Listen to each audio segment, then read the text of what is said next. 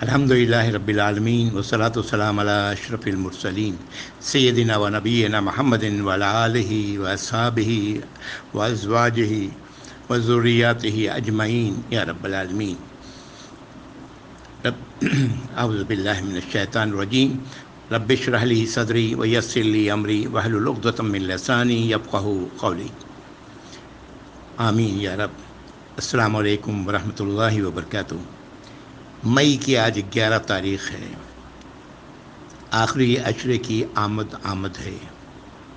اللہ تعالیٰ نے اس خود مختار انسان پر اس لیے روزے فرض کیے کہ وہ اپنی خود مختاری میں نہ بھول جائے کہ اللہ تعالیٰ نے اس کے لیے آخرت میں جنت رکھی ہے،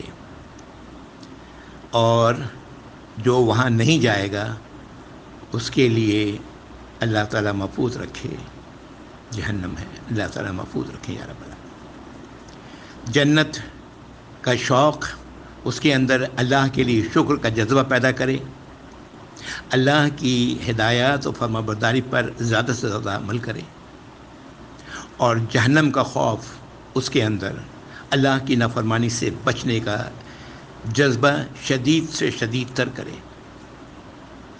یہ وقت ہے کہ میں اور آپ سب اور تمام ایمان والے اپنا تجزیہ کریں، اپنے آپ میں سوچیں کہ ہم نے کہاں تک یہ چیز حاصل کی ہے۔ اگر یہ اتنے روزے گزرنے کے باوجود بھی اگر یہ ہم نے حاصل نہیں کیا ہے تو ابھی بھی وقت ہے۔ سبحان اللہ، اللہ سے اپنی خطاؤں کے لیے استغفار کریں، اللہ سے معافی طلب کریں، اور یہ جذبہ اور یہ احساس شکر کا اور تقوی کا اپنے اندر پیدا کریں۔ آمین یا رب العالمین۔ قرآن میرے اور آپ کے ہاتھ میں ہے۔ سورۃ البقرہ آیت نمبر 183، 184، 185، 186، 187 ان آیات کو ایک بار پھر دیکھ لیں، اور اگر خدا نخواستہ شکر کا جذبہ اور اللہ کی سزا کا خوف اگر خدا نخواستہ میں یا آپ میں سے کوئی بھی اپنے اندر کم پاتا ہے تو استغفار اور اس کے لیے قدم آگے بڑھانے کی ضرورت ہے۔ یہ آخری عشرہ بڑا قیمتی ہے، اس کی ایک ایک رات بڑی قیمتی ہے، اسی آخری عشرے میں لیلۃ القدر ہے۔ اللہ تعالی ہم سب کو نصیب فرمائے، آمین یا رب العالمین۔ الحمدللہ، پچھلی نشست میں ہم لوگوں نے آیت نمبر 6 سورۃ المائدہ وہاں تک پڑھی تھی۔ یہ آیت نمبر 6 کچھ ہمیں احساس دلا رہی ہے کیوں اللہ رب العزت نے وضو کا طریقہ قرآن میں بیان کیا ہے۔ یقیناً اس کی کوئی بہت بڑی اہمیت ہے، اور نہ صرف یہ بلکہ اس کا نعم البدل تیمم، اس کا بھی طریقہ پھر دوبارہ دہرایا ہے، جبکہ ہم لوگ یہ آیت 43 سورۃ النساء میں یہ پڑھ چکے ہیں۔ بتانے کی ضرورت نہیں ہے ابھی، وہ اس لیے کہ وہ احادیث آپ نے سنی کہ جس نے صحیح طرح سے وضو کیا اور پھر 2 رکعت نماز ادا کی تو وہ گناہوں سے ایسا پاک ہوا جیسے کہ وہ ابھی ابھی پیدا ہوا ہے۔ اس میں جو اہم چیز ہے وہ ہے وضو صحیح طریقے سے کرنا، اور اس بات کا احساس قرآن کی یہ آیت اچھی طرح دے رہی ہے۔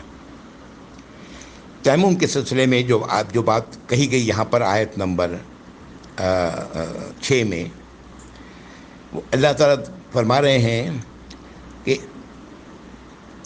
ان کنتم جنبا فطہروا، اگر تم جنابت کی حالت میں ہو، یعنی آپ جانتے ہیں جنابت کی حالت کو، احتلام بھی جنابت کی حالت ہے، تو غسل کرو۔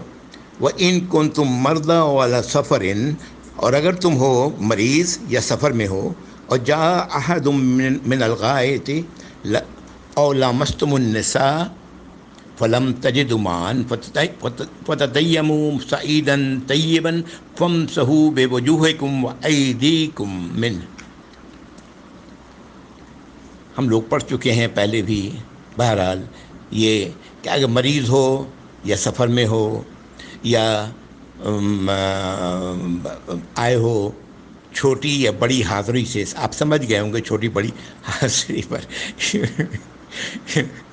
اس پر مجھے، جو بچے چھوٹے ہوتے ہیں نا، سال پونے سال کے یا سوا سال کے، تو کئی بار وہ اپنے لیے لفظ اختراع کر لیتے ہیں، ایسا لفظ جس سے ان کی حاجت بھی ظاہر ہو جائے اور والدین بھی سمجھ لیں۔ ہمارے بچوں میں ایک بچہ جب اسے چھوٹی حاضری لگتی تو کہتا ہے شے، اور جب اسے بڑی حاضری لگتی تو کہتا ہے۔ اچھا، تو شے اور ہے کی حالت میں اب تو یہ لفظ خاندان کے سب لوگ جان چکے ہیں، وقت ضرورت استعمال بھی کرتے ہیں۔ بہرحال تو ایسی حالت میں ارادہ کرو پاک مٹی کا، اور اس سے مسح کرو اپنے چہروں کا اور اپنے ہاتھوں کا۔ بالکل یہی الفاظ ہیں جو آیت نمبر 43 سورۃ النساء میں گزر چکے ہیں، بالکل ہو بہو یہی الفاظ ہیں۔ یہ اس بات کی مزید اہمیت کو احساس کر دلا رہا ہے کہ اگر خدا نخواستہ اگر پانی دستیاب نہیں تو پھر ہر نماز کے لیے تیمم کرو، جیسے کہ تیمم کرنے کا ذکر ہو چکا پہلے آیت نمبر 43 میں۔ یہ ظاہر کر رہا ہے کتنا اہم ہے یہ عمل نماز کے سے پہلے، اس کی اہمیت کا احساس اور کیا ہو سکتا ہے۔ یہ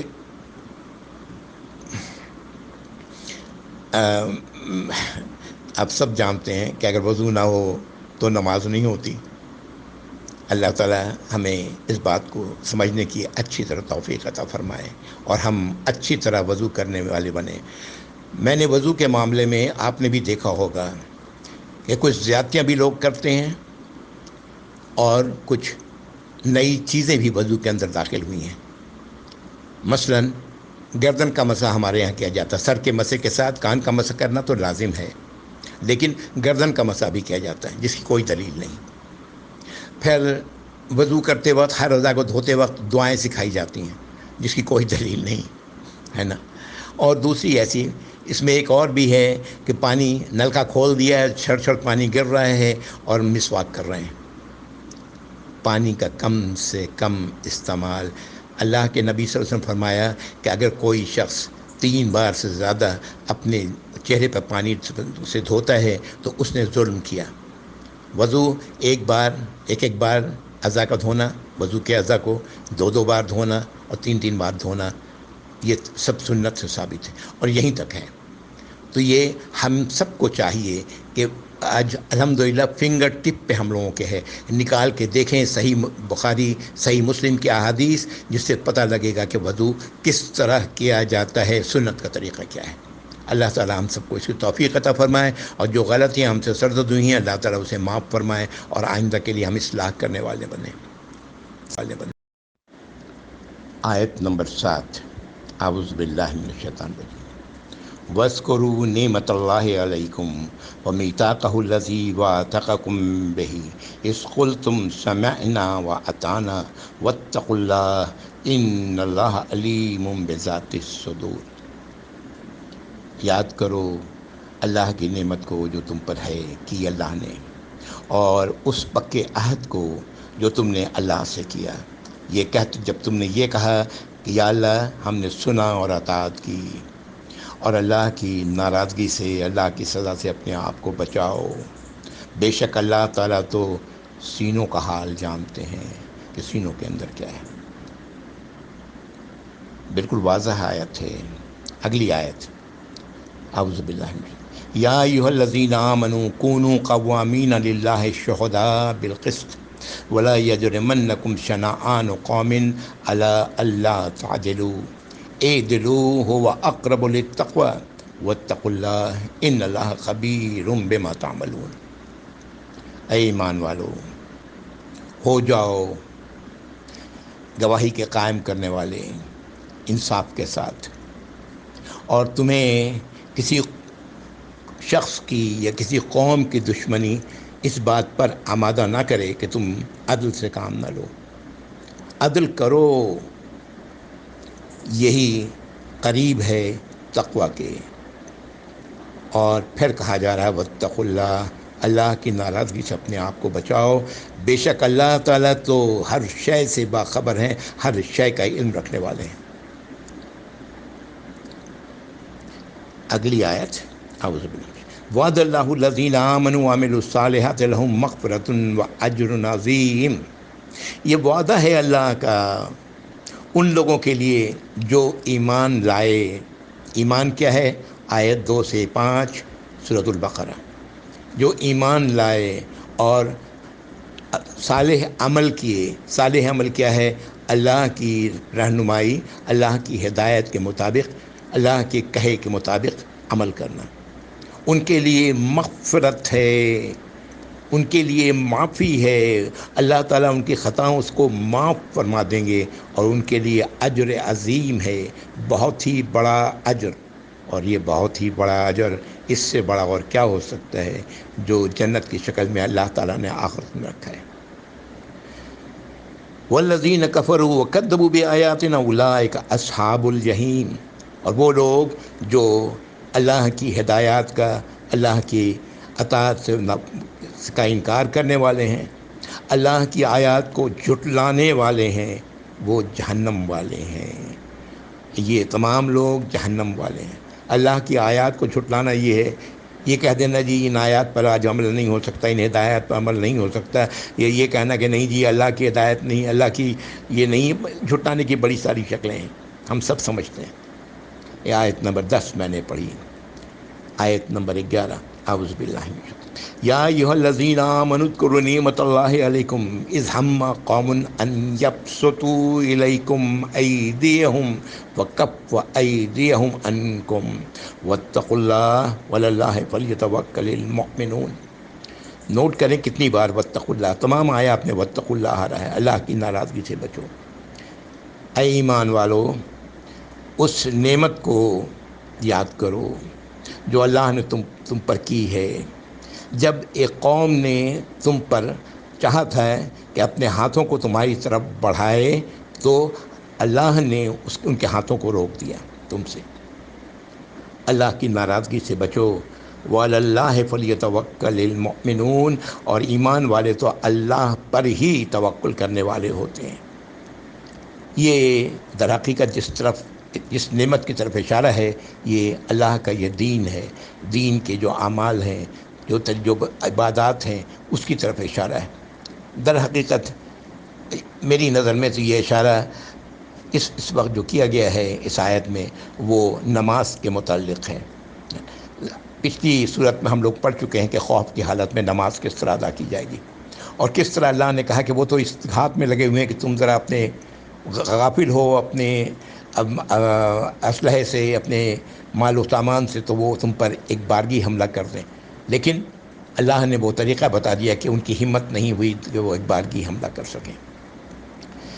یہ ان آیات میں بڑی ساری چیزیں ہیں، جیسے کہا گیا کہ عدل کا کام لو، عدل سے معاملات میں اپنے عدل سے کام لو، شہادت دو انصاف کے ساتھ وغیرہ۔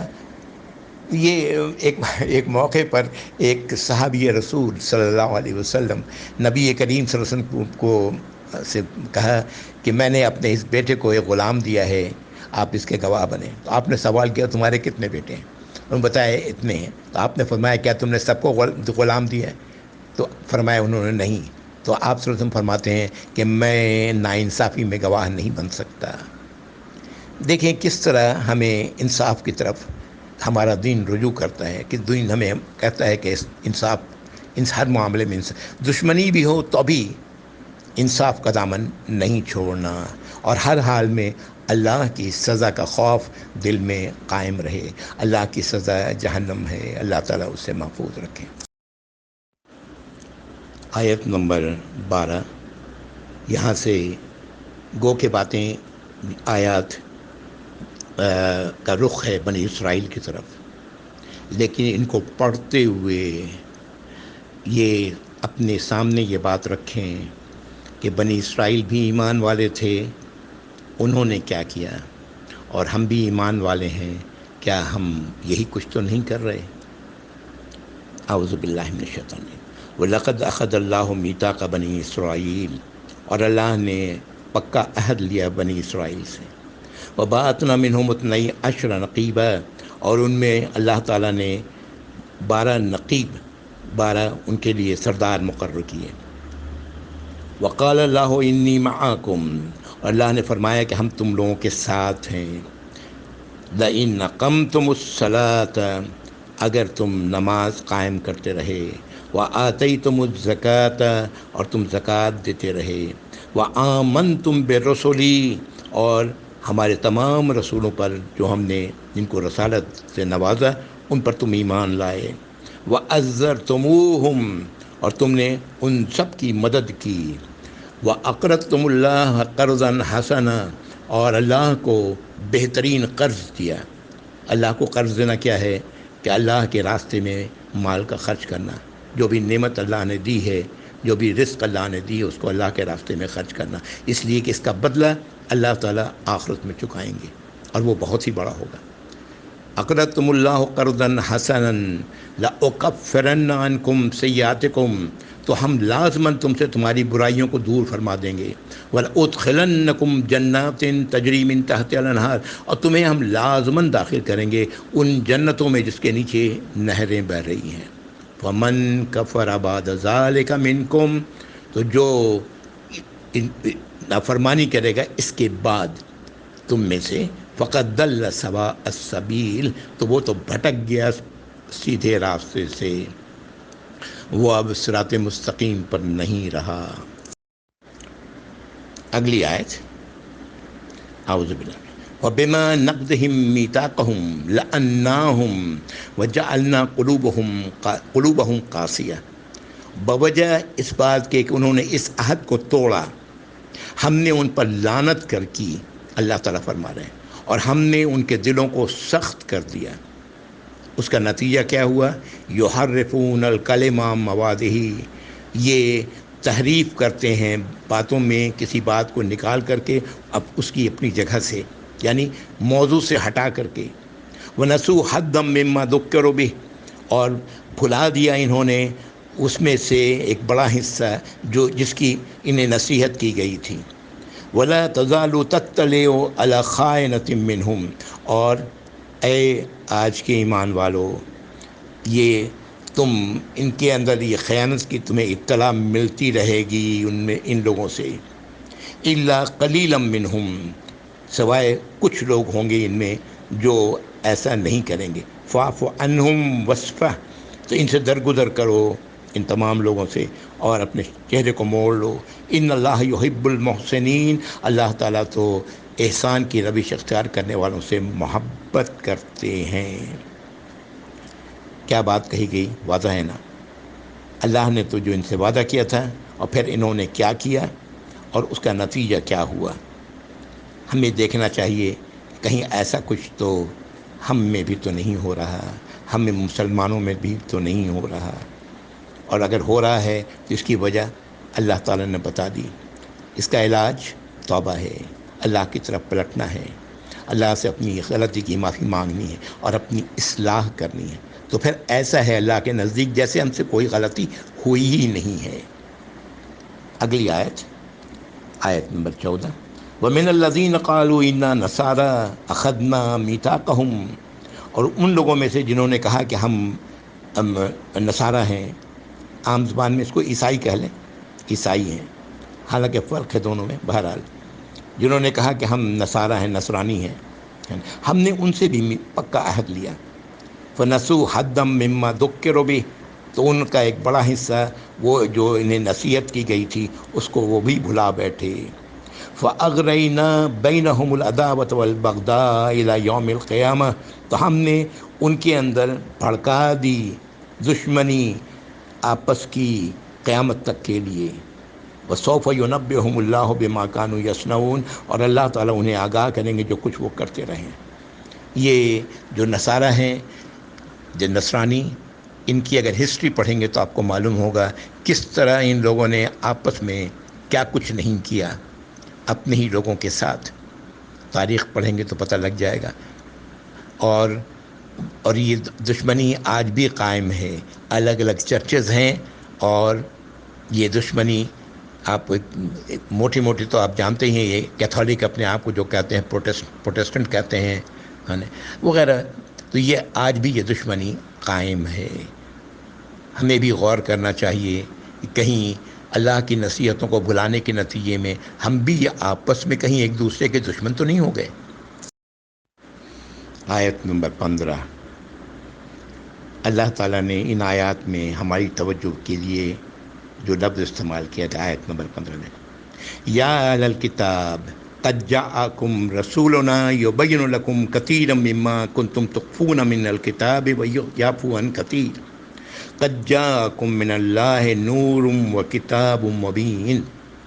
اے اہل کتاب، توریت کے ماننے والے، انجیل کے ماننے والے، قرآن کے ماننے والے، ہمارے رسول آ چکے، انہوں نے واضح کر دیا، کھول کھول کے بیان کر دیا بہت ساری ان باتوں کو جنہیں تم چھپا رہے تھے کتاب میں سے، اور درگزر فرمایا ان میں سے بہتوں سے۔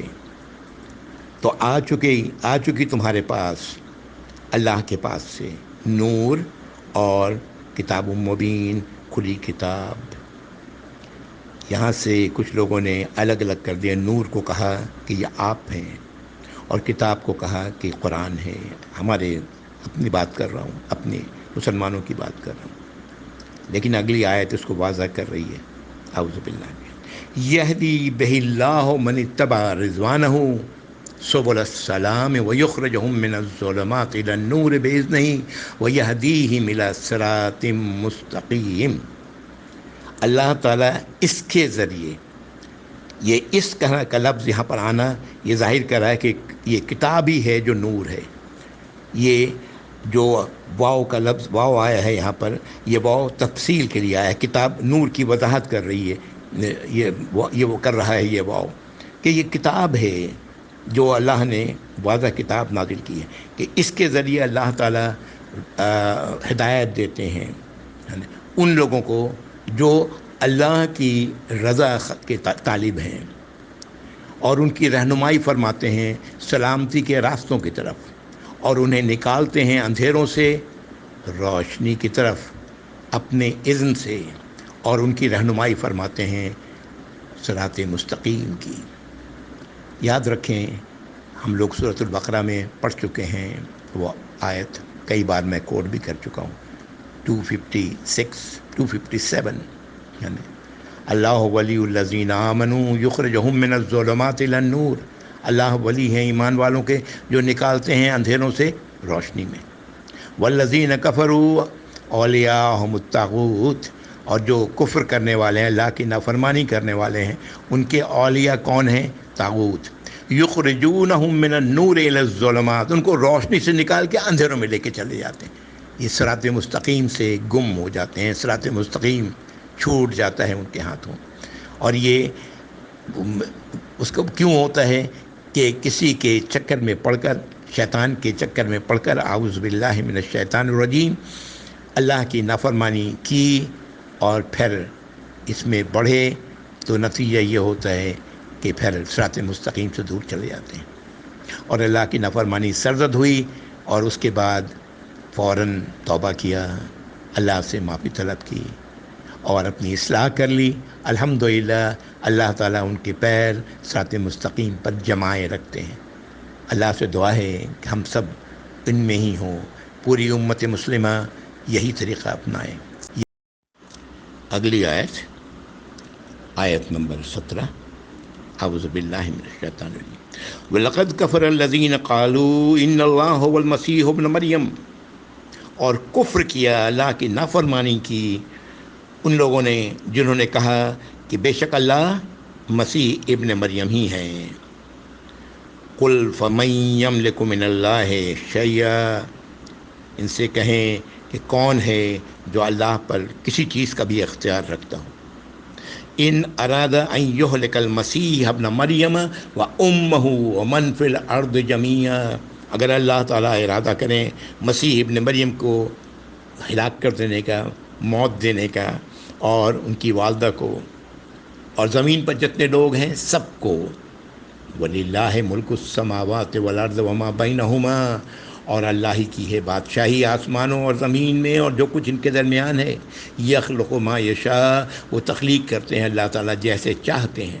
واللہ علی کل شیء قدیر، اور اللہ تعالیٰ تو ہر شے پر قدرت رکھتے ہیں. اللہ کا نے اس آیت میں یہ بتایا کہ کون ہے جو اختیار رکھتا ہو اگر اللہ تعالیٰ سب چیزوں کو ہلاک کرنے، سب چیزوں کو ختم کر دیں. ساری چیزیں اللہ ہی کی بادشاہی میں ہیں، آسمانوں اور زمین اور جو کچھ ان کے درمیان ہے. اللہ تعالیٰ جس طرح جیسے چاہتے ہیں بناتے ہیں. عیسیٰ علیہ السلام کو بغیر باپ کے پیدا کیا، اور اللہ تعالیٰ تو ہر شے پر قدرت رکھتے ہیں. اگلی آیت، وقالت الیہود والنصارى نحن ابناء اللہ واحباؤہ، اور کہا یہود اور نصارہ نے کہ ہم اللہ کے بیٹے ہیں، اللہ کے محبوب ہیں، وہ ہم سے محبت کرتے ہیں. قل فلما يعذبكم بذنوبكم، ان سے کہیں، ان سے پوچھیں کہ اگر ایسا ہے تو کیوں تمہیں اللہ نے تمہارے گناہوں کی وجہ سے تم پر عذاب نازل فرمایا. بل انتم بشر ممن خلق، بلکہ تم بھی بشر ہو ان میں سے جو اللہ نے پیدا کیے ہیں. یغفر لمن یشاء ویعذب من یشاء، اللہ تعالیٰ جسے چاہتے ہیں، جسے چاہیں گے معاف فرمائیں گے، جسے چاہیں گے سزا دیں گے. وَلِلَّهِ مُلْكُ السَّمَاوَاتِ وَالْأَرْضِ وَمَا بَيْنَهُمَا، اور بادشاہی آسمانوں میں اور زمین میں اور جو کچھ ان کے درمیان ہے وہ سب اللہ ہی کی ہے. وَإِلَيْهِ الْمَصِيرُ، اور پھر سب کچھ کو اسی کی طرف لوٹنا ہے.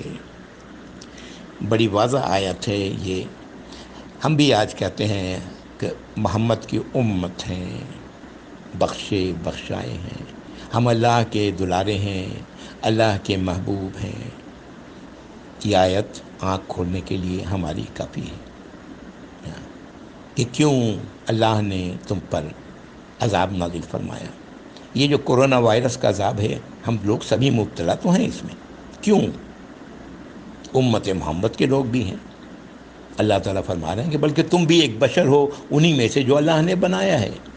اور اللہ تعالیٰ مغفرت فرمائیں گے جسے چاہیں گے. اس سے مراد یہ ہے کہ وہ جو مغفرت کا راستہ اپنائے گا اللہ تعالیٰ اس کی مغفرت فرمائیں گے، اور وہ جو اللہ کی سزا عذاب ہی کی طرف جانا چاہتا ہے تو وہ سزا پائے گا. اللہ تعالیٰ مکمل بادشاہی آسمانوں اور زمین میں اور ان کے درمیان جو کچھ ہے وہ اللہ ہی کی ہے، اور سبوں نے لوٹنا اسی کی طرف ہے. اگلی آیت، یا اہل الکتاب قد جاءکم رسولنا یبین لکم علی فترۃ من الرسل، اے اہل کتاب آ چکے تمہارے پاس ہمارا رسول واضح کرنے کے لیے ایک طویل عرصے کے بعد. عیسیٰ علیہ السلام کے 600 سال کے بعد تقریباً اللہ کے نبی صلی اللہ علیہ وسلم تشریف لائے. یا اہل الکتاب قد جاءکم رسولنا یبین لکم علی فترۃ من الرسل، رسولوں کے وقفے کے بعد آ چکے تمہارے پاس ہمارے رسول. ان تقولوا ما جاءنا من بشیر ولا نذیر، کہ تم یہ نہ کہہ دو کہ ہمارے پاس تو کوئی خبردار کرنے والا، بشارت دینے والا اور خبردار کرنے والا، اللہ کی جنت کی بشارت اور اللہ کی جہنم سے خبردار کرنے والا تو کوئی نہیں آیا. فقد جاءکم بشیر و نذیر، تو آ چکے تمہارے پاس بشیر جنت کی خوشخبری دینے والے، و نذیر جہنم سے ڈرانے والے، خوف دلانے والے. واللہ علی کل شیء قدیر، اور اللہ تعالیٰ ہر شے پر قدرت رکھتے ہیں. میں یہاں رک رہا ہوں، ٹائم زیادہ ہو گیا. انشاءاللہ اگلی بار ملاقات ہوگی انشاءاللہ. وآخر دعوانا الحمدللہ رب العالمین، وصلی اللہ علی محمد وآلہ واصحابہ اجمعین. السلام علیکم ورحمۃ اللہ وبرکاتہ. جزاکم اللہ خیر.